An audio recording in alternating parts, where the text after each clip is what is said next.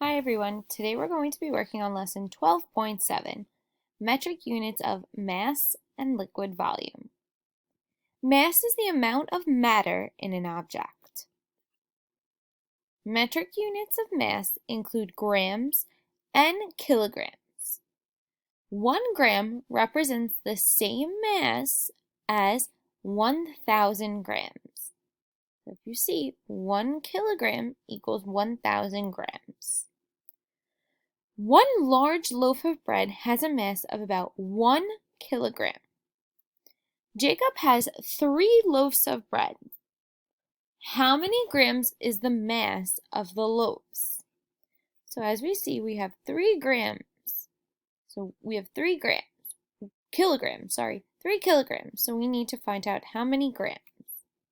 I know I can multiply 3 times 1,000 to get 3,000 grams. Liters and milliliters are metric units of liquid volume. 1 liter represents the same liquid volume as 1,000 milliliters. So we have 1 liter equals 1,000 milliliters. I'm going to leave these here off to the side because they're going to help us solve our problems below. A large bowl holds about 2 liters of juice. Carmen needs to know the liquid volume in milliliters. So I have 2 liters, and I know I can multiply 2 for 2 liters times 1,000 milliliters, and I get 2,000 milliliters. Let's try some. I'm going to leave these here. 1 kilogram equals 1,000 grams. 1 liter equals 1,000 milliliters. Let's try number 1. 4 kilograms equals blank grams. I know 1 kilogram is 1,000 grams. So I can multiply 1 times 4 to get 4 kilograms. Whatever I do on this side of the equal sign, I also need to do on the other side. So I'm going to multiply 1,000 grams times 4, which equals 4,000 grams. So 4 kilograms equals 4,000 grams. Let's try number 2. 9 liters equals blank milliliters. I know 1 liter equals 1,000 milliliters. I'm going to follow the same steps as number 1. I know 1 times 9 equals 9. So 9 liters.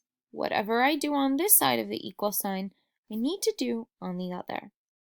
So I'm going to multiply 1,000 milliliters times 9, which equals 9,000 milliliters. 9 liters equals 9,000 milliliters. Let's try number 3. 3 liters equals blank milliliters. Again, I know 1 liter equals 1,000 milliliters. So I'm going to follow the same steps. 1 times 3 is 3.